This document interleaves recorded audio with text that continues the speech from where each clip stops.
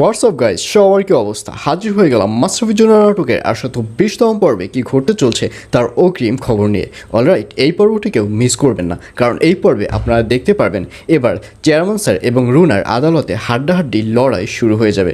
আর সেই লড়াইতে এবার রুনার যে উকিল রয়েছে সেই উকিল বলবে চেয়ারম্যান স্যারের দেওয়া মামলা মিথ্যে এবং ভিত্তিহীন, সুতরাং আমি মহামান্য আদালতের কাছে রিকোয়েস্ট করব যাতে করে এই মামলাটি ক্যান্সেল করে সম্পূর্ণ এই কেসটিকে খালাস করে দিতে। আর এই কথা শুনে চেয়ারম্যান স্যারকে কোনো কথা বলতে দেখা যাবে না। আর অন্যদিকে এবার দিলার বেগমকে দেখা যাবে। দিলার বেগম মণিকে বলবে, আচ্ছা, আমার যে বৃদ্ধাশ্রম রয়েছে সেখানে তো তোকে আমি নার্স হিসেবে চাকরি দিয়েছি, তো বেতন কত দিলে ভালো হয় সেটা বল। আর এই কথা শুনে মণি বলবে, আপনার যেটা ইচ্ছা সেটাই আপনি বেতন দিতে পারেন দাদিজান, আমার কোনো সমস্যা নেই। আর এই কথা শুনে দিলার বেগম বলবে, আচ্ছা ঠিক আছে, তুই নার্স হিসাবে যেহেতু আমার বৃদ্ধাশ্রমে কাজ করবি, তোকে 5,000 টাকা বেতন দিব। আর এই কথা শুনে মণি বলবে, মাত্র 5,000 টাকা? আর এই কথা শুনে দিলার বেগম বলবে, হ্যাঁ তাও তো অবশ্য ঠিক, তুই নার্স হিসেবে কাজ করবি, কাজটা তো একদম ছোট নয়, অনেক দায়িত্ব কর্তব্যের ব্যাপার রয়েছে। আচ্ছা ঠিক আছে, তোকে আমি আরও 5,000 বাড়িয়ে দিলাম, তোকে আমি 10,000 টাকা দেবো।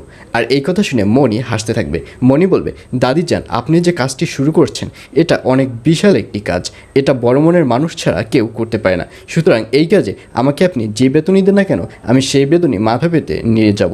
আপনি যেহেতু আমাকে 5,000 টাকা বেতন দিয়েছেন বলছেন, আচ্ছা ঠিক আছে, আমি আপনার 5,000 টাকা বেতনে কাজ করে দেব। আর এইসব কথা শুনে দিলার বেগমকে খুশি হতে দেখা যাবে আগামী পর্বে।